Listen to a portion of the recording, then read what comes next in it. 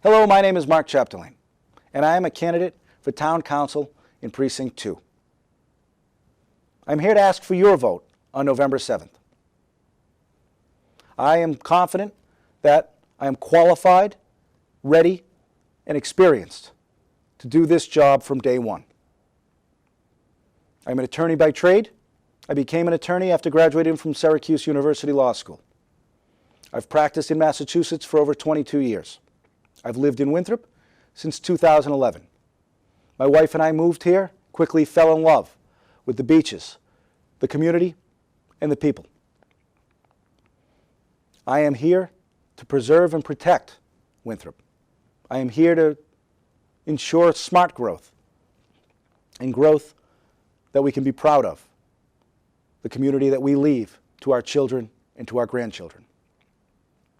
I have served on the Board of Licensing as the chairperson from 2018 to 2021.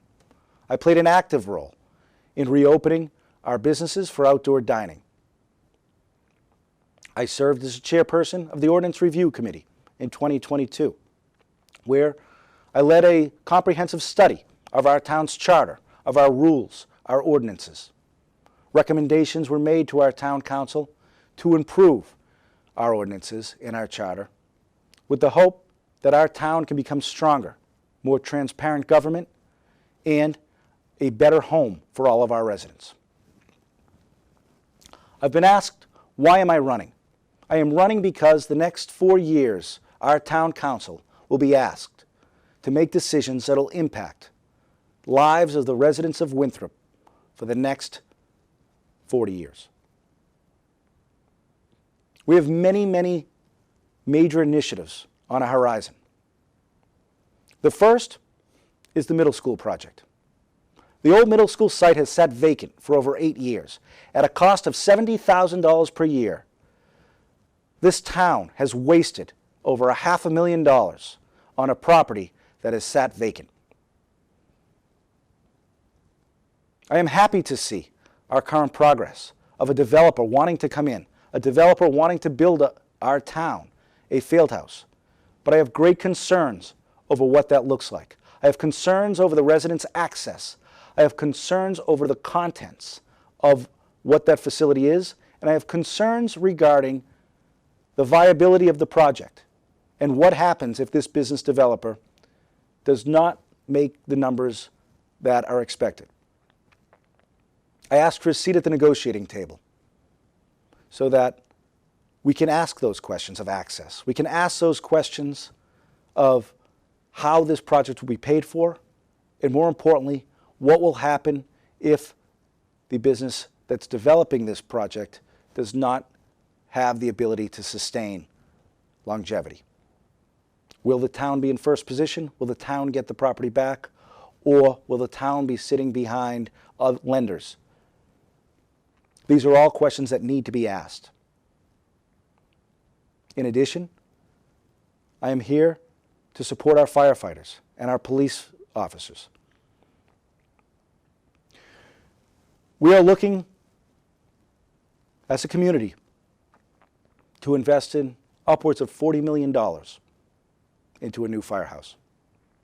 That's an awful lot of money. On average, that could come out to $450 per household. Could be more for different size households. At first, it was difficult to support such a plan. However, I took the opportunity to learn more. I took the opportunity to look at our 2 current fire stations. I toured them. I met with the chief. I met with the deputy chief. I met with the former Chief Flanagan. I've looked at the reasons why sites were not acceptable, why they were ruled out, and why this site is the preferred site of the fire department. This site sits high atop a hill. We'll be able to push the fire station 85 feet back. It'll allow for an ample turning radius. The location on the hill will protect us and our community and our community's emergency life safety equipment from flooding and other emergencies. By positioning this fire station in this public safety area where it is proposed, we will have the ability to offer a state-of-the-art facility to our men and women of our public safety forces. We must remember, our firefighters, they live at the firehouse for 4 days at a time. They leave their families. They leave their dinner tables. They leave their kids coming home from school. And they do this all so that when we call with an emergency, they pick up the phone and they rush to our aid. We owe it to our firefighters and we owe it to our police officers to support them in this endeavor. The current conditions are unacceptable. The current conditions at the firehouse are not fit for our men and women to sleep there, to live there, to train there, to work there. We owe them more,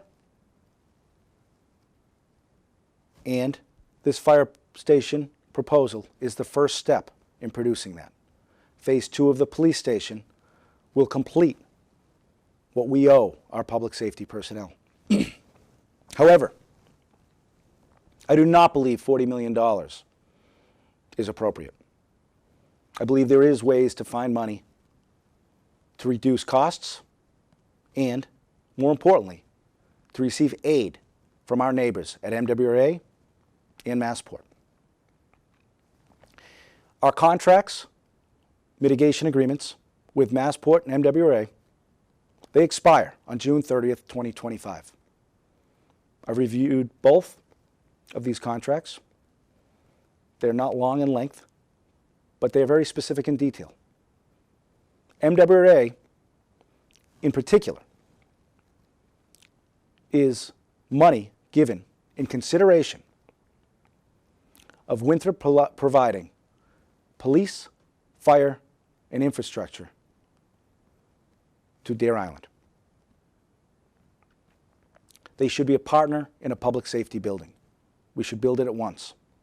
Whether the vote goes forward on November 7th for a new fire station or not, we still must address this issue. If the vote is yes, we still have to negotiate and lower the cost to each homeowner, each taxpayer. If it fails, we still must address this dire need for a public safety building. Schools. I have 3 children in the schools. Our school system is ranked in the bottom third of the Commonwealth. We lack adequate special education funding, foreign language programs, advanced placement courses, overall college trade school readiness. Our math scores, our English scores are not where they need to be. Now, we live in a community where the parents love their children. They're there for their children. We have great teachers. We have great facilities, new buildings, with all the latest technological aspects that we could ask for. We're very fortunate to have these things, but we're still ranked low. How do I know and what do I base the fact that our children have great homes? I'm on the soccer fields. I'm on the Little League Diamonds. I'm at the lacrosse field. I've coached my kids in sports. I've met the parents. I understand that they want what's best for their children. They're there. They're asking about homework. They're asking about their day. They're invested in their children's future. The only explanation is that we lack the funding that we need. Winthrop gets a very small portion of Chapter 70 funds, the funds from the lottery, that are earmarked for education.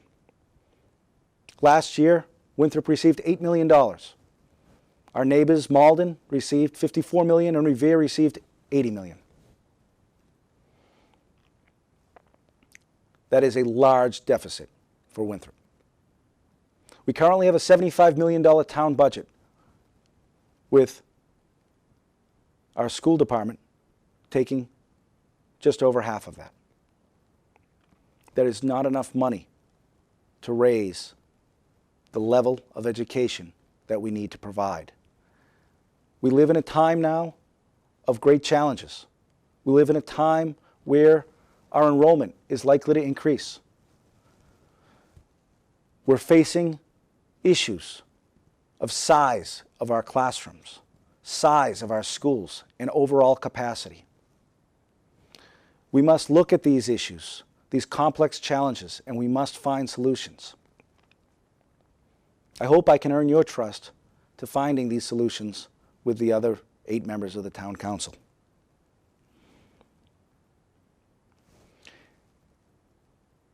In addition, I support our businesses. I think what makes Winthrop unique is that we have so many great restaurants, that they all can thrive in this community. We're only a community of 18,000, yet we have great, diverse restaurants, new ones opening up every day. I serve as the president of the Chamber of Commerce. As president of the Chamber of Commerce, I advocate on behalf of our businesses. I work to see that they maximize their potential, that they're not bogged down in local regulation and red tape. Rather, that they have the tools they need from our community so that they can open up and serve members of our community and serve their customers. Because we're all stronger with a strong business community. In all, I'm here to ask for your vote on November 7th. My reason for running is because I love Winthrop. I'm confident that on the Town Council I can make a difference. I can help people with smaller issues like crosswalks and street safety, all the way through complex negotiations with Massport and MWRA. I will find more money for our schools. I will address the challenges faced on Morton Road. That flooding that we receive twice a year, that should not be something those residents have to fear. We will work with the environmental DEP. We'll find a way to restore the berm that was there. We'll find a way to put dry wells in to pump that water out so that it doesn't end up in people's basements unnecessarily. I've walked every street in Precinct 2. I've visited over 675 homes. I've rang doorbells. I've spoke to the residents. I've met many, many dogs. In all, people love it here. They're happy here. They want someone that's going to preserve this way of life. I will not allow overdevelopment under my watch. Developers must come with parking for each apartment that they propose. If there is not parking, then, as a councillor, I would not support such a project. The reality is, we live in a very difficult time, very challenging time. The issues we face are serious. The threats to our safety and our way of life are ongoing. I will support our police and fire personnel to the fullest extent if I'm elected. I will support our schools to the fullest extent, maximizing funding, maximizing music programs, art programs. I will fight and work towards building a world-class, first-class facility on the old middle school site, one that we can all be proud of, one that we can all use. We need to bring together a variety of parties with the stakeholders of this community to build a world-class facility that we all can enjoy. It doesn't do us any good if residents of Winthrop can't get through the front door. It only benefits us if we have ample access In conclusion, I request your vote.